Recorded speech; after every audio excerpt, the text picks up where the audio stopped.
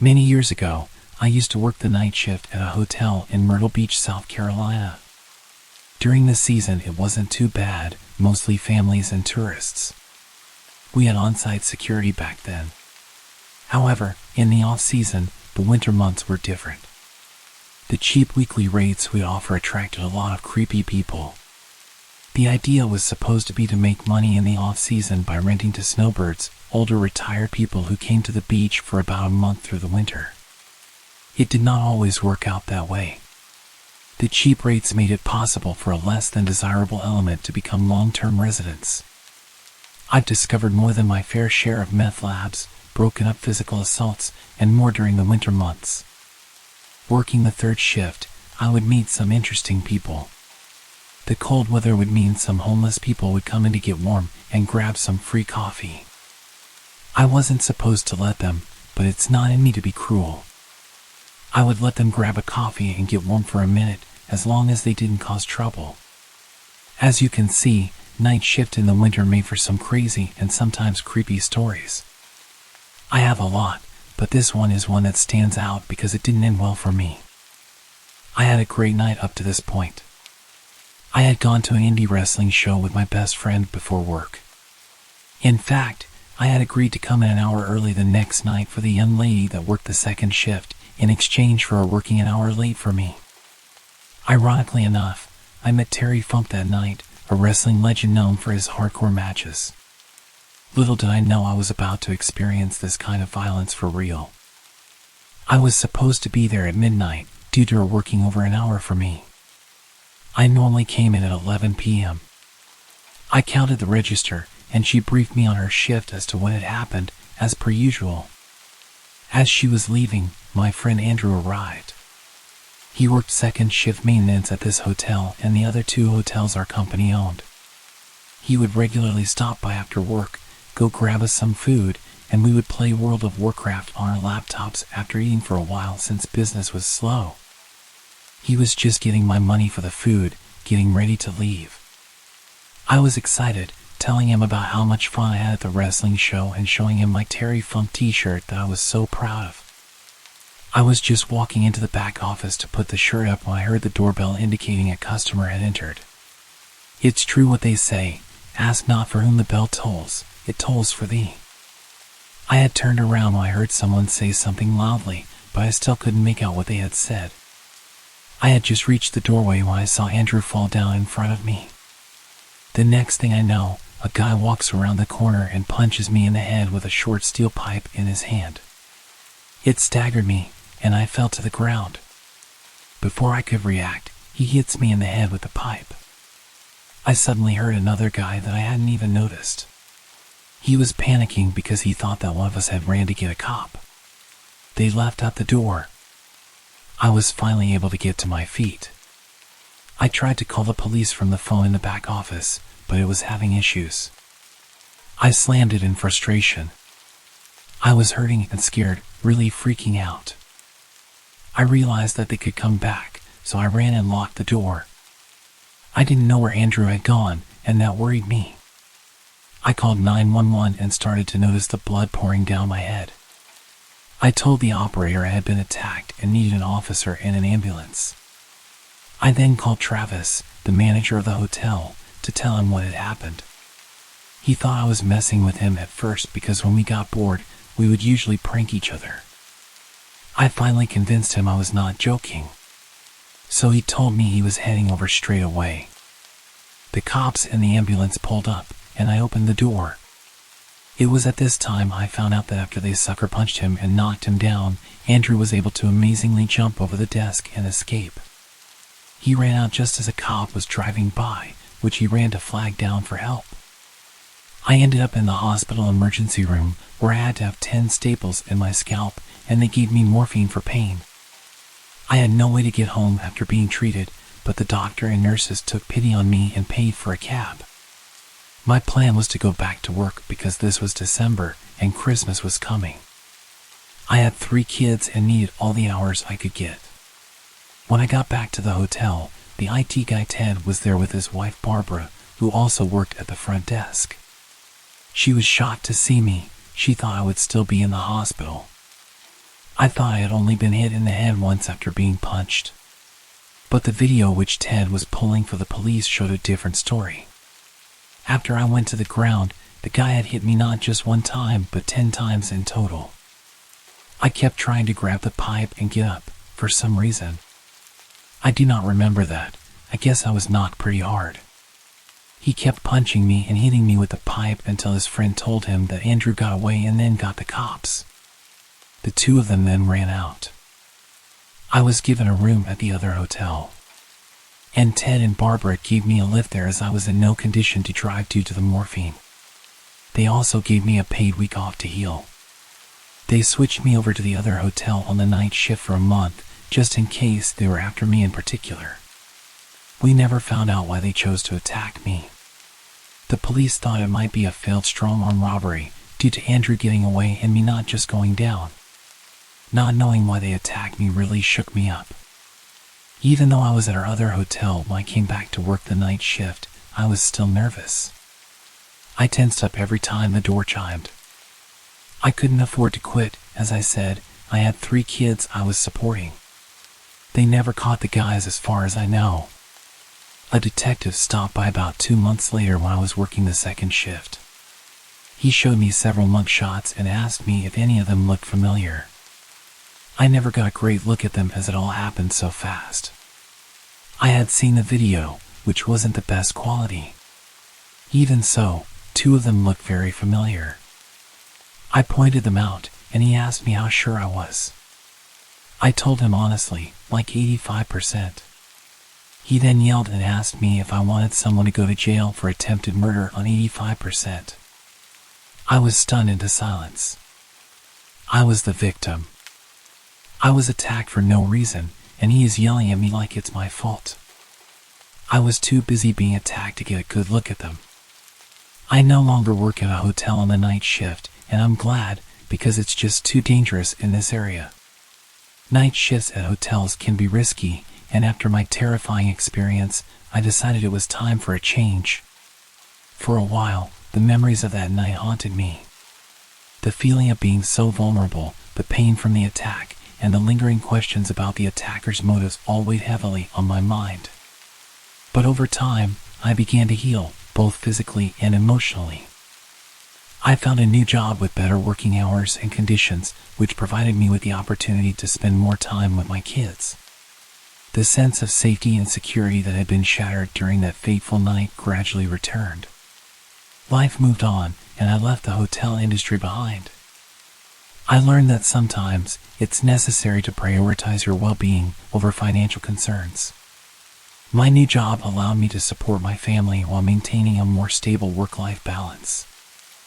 I never did find out what motivated the attackers that night. They remained at large, leaving behind a trail of questions and unresolved mysteries. However, I chose not to dwell on the past, but to look forward to a brighter future. Though the scars on my scalp served as a physical reminder of that harrowing night, they also symbolized my resilience and ability to overcome adversity. It was a chapter of my life that had come to an end, and I was determined to write a new, safer, and happier story for myself and my family. Please remember to like the video if you're enjoying the stories, leave a comment about your thoughts, and subscribe if you haven't already.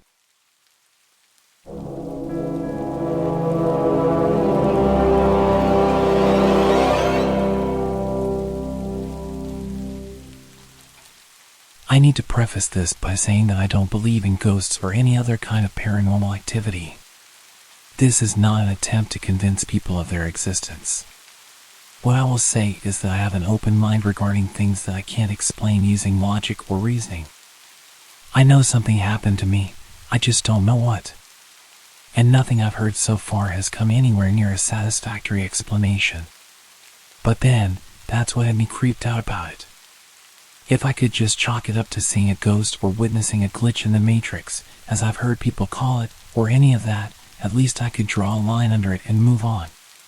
But I can't. Because I have no idea what happened that night, and neither does anyone else. I used to work for a security company that contracted overnight work for large office buildings in downtown Houston. Some of the buildings were real nice places, and their security offices had all kinds of amenities that others just didn't have. The only problem was they made for some of the most boring overnight shifts you could possibly imagine. Tough guards can be exhausting and dangerous, but boredom is a different kind of poison altogether. So you understand what I say, out of all the places that I could have expected my scariest night working security, these places didn't get anywhere near the top 10.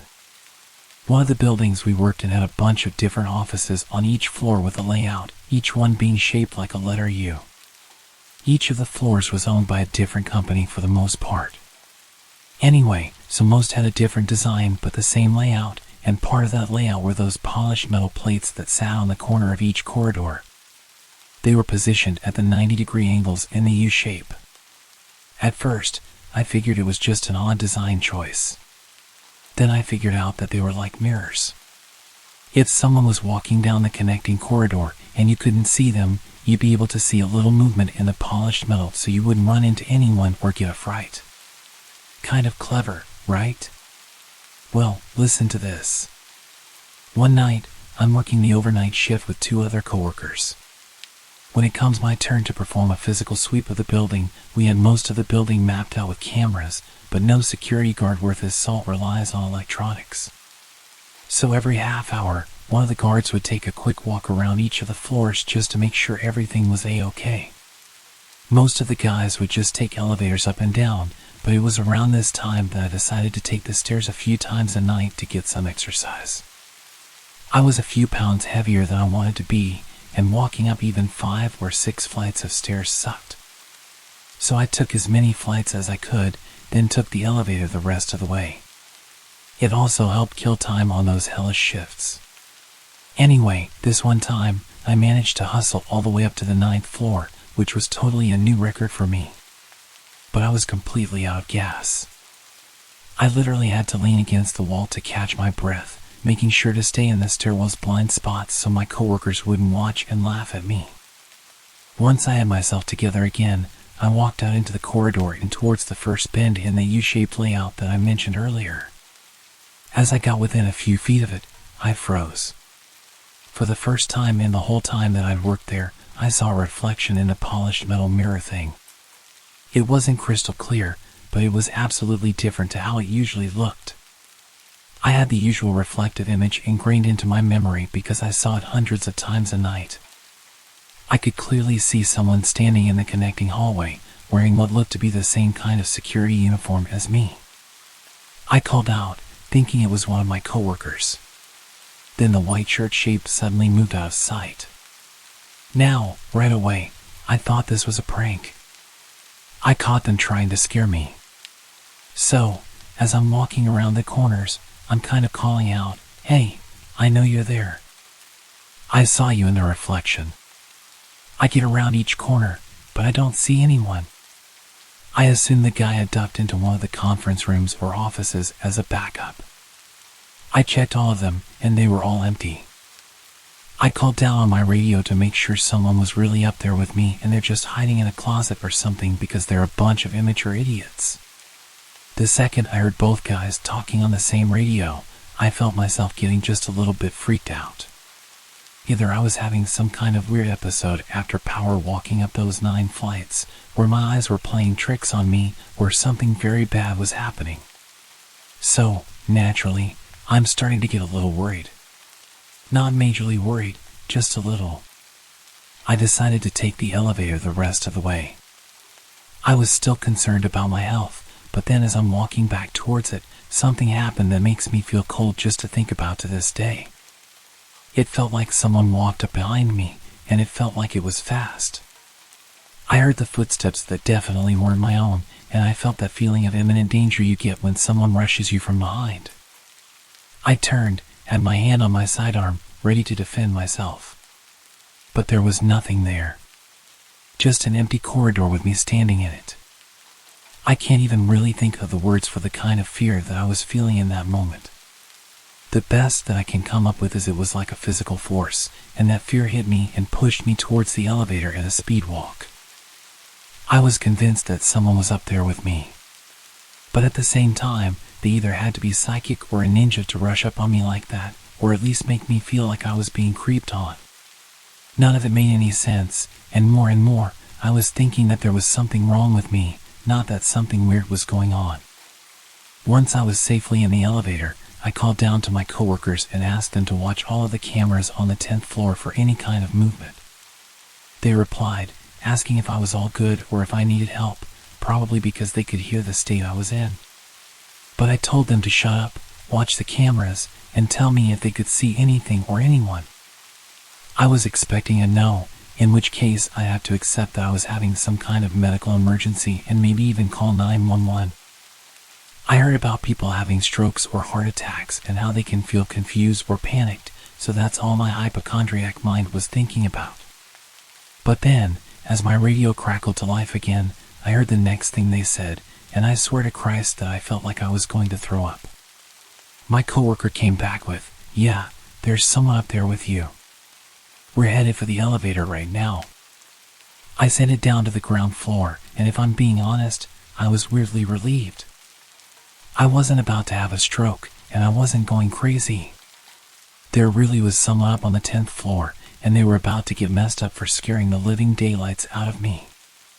We swept all the rooms together, calling out to this potential intruder the whole time, saying things like, "Come on out, and you're only getting trespassing," and even saying things like, "This is a heck of a way to get yourself shot."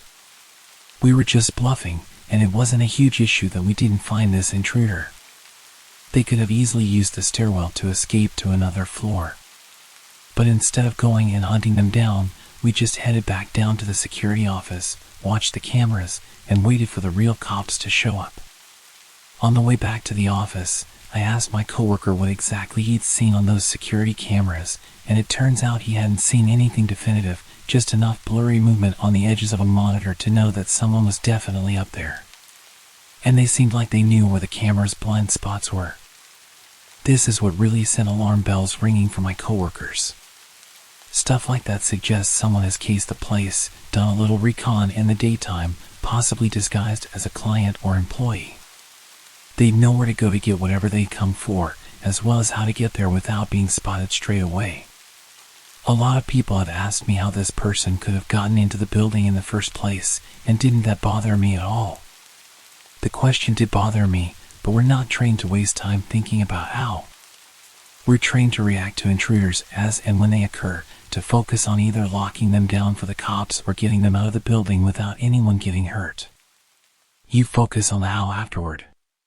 In the moment, you focus on the intruder.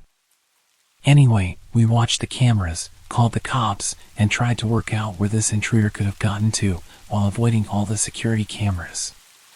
We stared at the cameras for maybe 15 to 20 minutes before the cops showed up, and we didn't see any movement.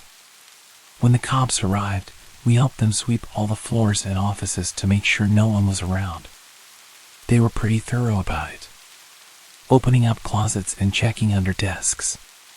But still, we found no one. Even the cops said that it must have been spooky for whoever was up there alone, which sounded like the understatement of the century. But right then, when we were dealing with the situation, I was sure that it wasn't just me going nuts.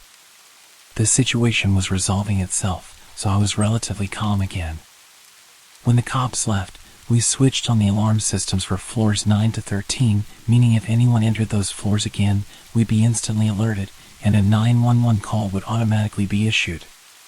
No alarms were triggered that night, so we figured the episode was pretty much over and done with. We'd have to talk to the head of security about it, and there was no doubt that he'd be very interested in how he let something like that happen. But no one expected to get fired. In the weeks afterward, I realized how much the experience had affected me. The longer I went on wondering about it, the worse the feeling got. I thought I had put it behind me, but it turned out to be a major error in judgment on my part. Or maybe I just ignored my feelings. I thought about what could have made those noises and reflections. What could have given me that feeling like someone was rushing up behind me?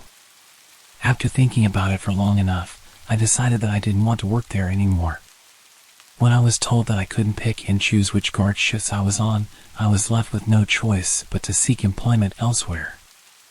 I'm not afraid to admit that I was scared of whatever happened up there. Rather than going down some crazy rabbit hole trying to explain it, I thought it was better just to walk away and start fresh someplace else. It's never happened again, nor anything like it, but you can bet your bottom dollar that if it does, I'm out of there.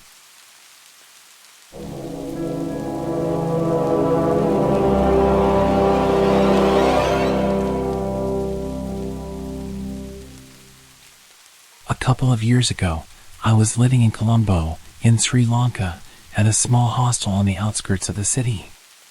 The hostel catered to long-term guests, so I got to know everyone who lived there pretty well. Among the residents, there was a guy named Raj, and Raj served as a middleman of sorts in the local casinos.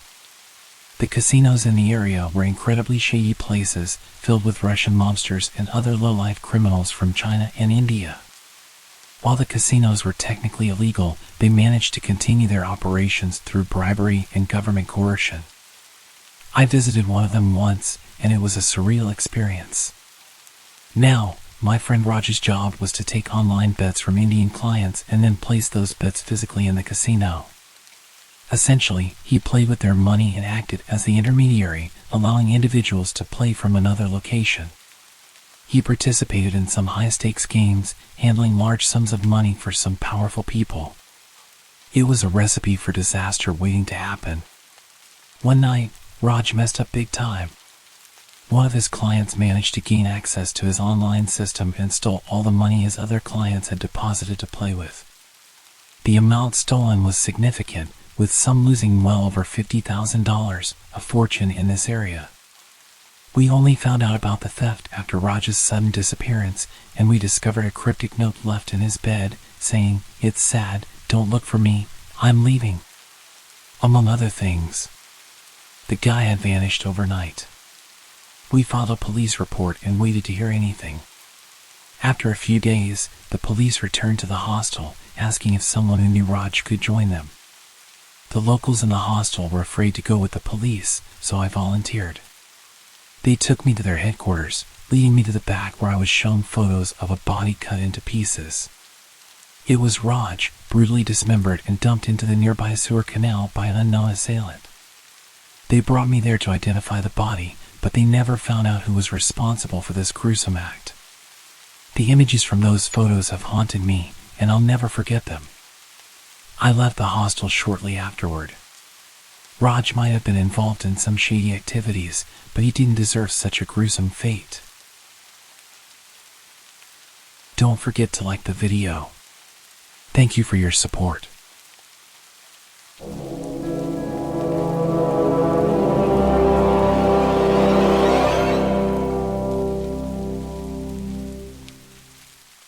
I work as a baker for a small bakery in a tourist town. I'm regularly at work around midnight most nights.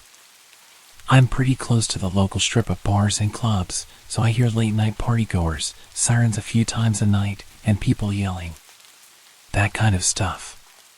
The weirdest story, which started out creepy but didn't end that way, was when I opened the door around 4 a.m. to someone knocking. The only reason I opened the door is because my boss had literally just texted me, saying we might be getting an early delivery, so I thought it was that. I opened the door, and no one's there. I glanced around, thinking they knocked, and ran back to their truck to start unloading.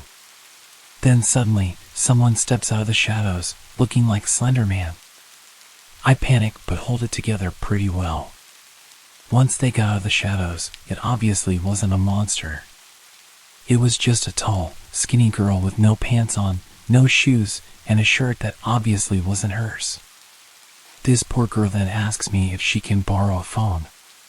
It clicks in my mind what could have happened, and I tell her to come in. I let her use my phone. She tries to call her boyfriend and tells me that essentially she just woke up after passing out. She didn't know where she was, and I was the only light on the street. I didn't ask what happened to her, but she was saying something about pulling a firearm earlier and was hyperventilating over the cops being called on her, so I didn't call them. Her boyfriend never answered the phone, but I helped her figure out where her hotel was. Luckily, it was on the same block we were already on. I couldn't leave to walk with her or drive because I had a million things in the oven. I actually gave her my phone with the place pulled up on Google Maps and the flashlight on. She walked there, made it back okay, showered, took a nap, and brought me back my phone later in the morning. She hugged me twice and thanked me profusely, and I'm just sitting there like, damn, I didn't think I was getting my phone back. But I'm glad it worked out okay. I don't know if she was assaulted or just the type to strip when drunk or what, but she seemed okay after having been back to her hotel room. It could have gone a lot worse for her, so I'm glad I was the door she knocked on. God, did she give me a heart attack at first?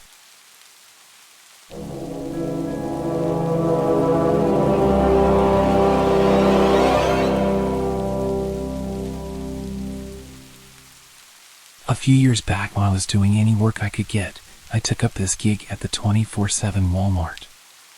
It was a bit more rundown than your typical Walmart.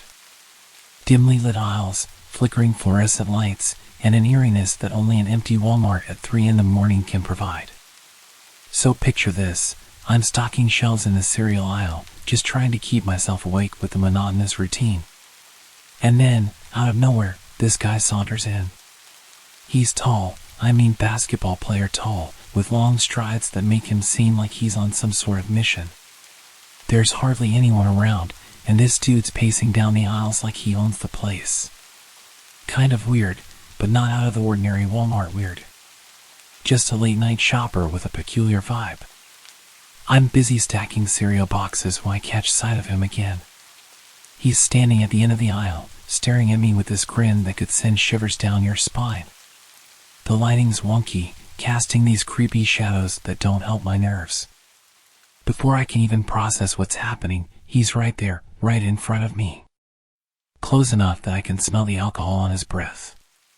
He shoots me this look, like he's got the juiciest secret in the world, and then he says, "I've done something very naughty." What the hell?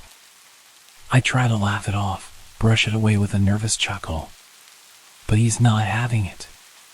He keeps staring, that grin still plastered on his face. It's late, it's quiet, and the place is kind of creepy already.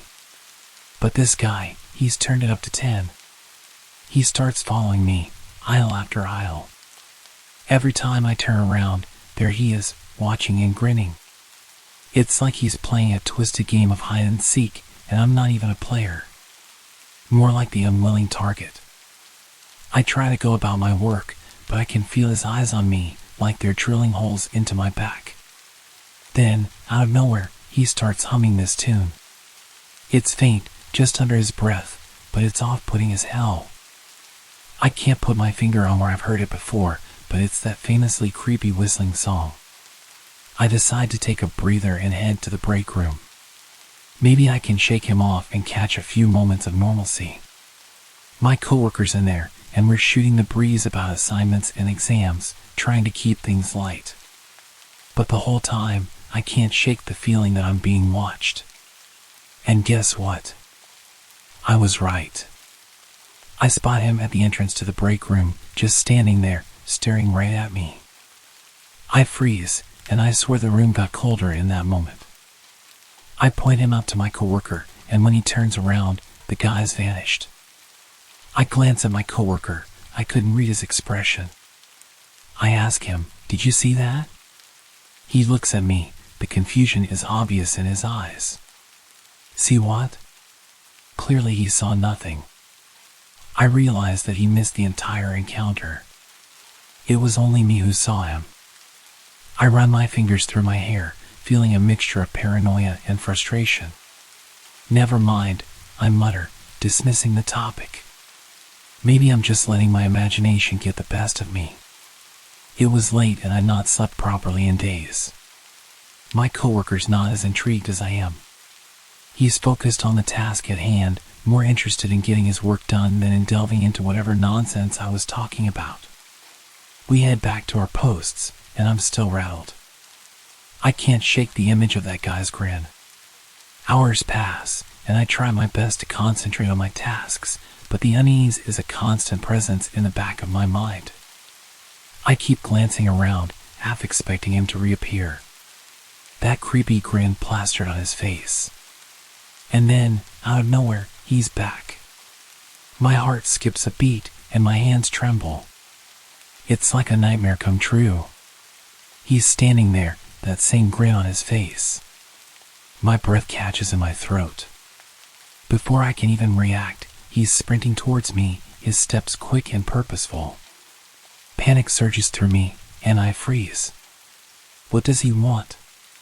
My mind races, but my body is paralyzed. He grabs me and easily picks me up. He starts shaking me and shouting in my face. And then, as if from a distance, I hear a shout.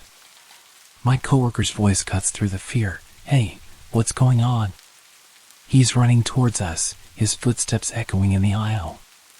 The guy releases his grip on me, his attention shifting to my coworker.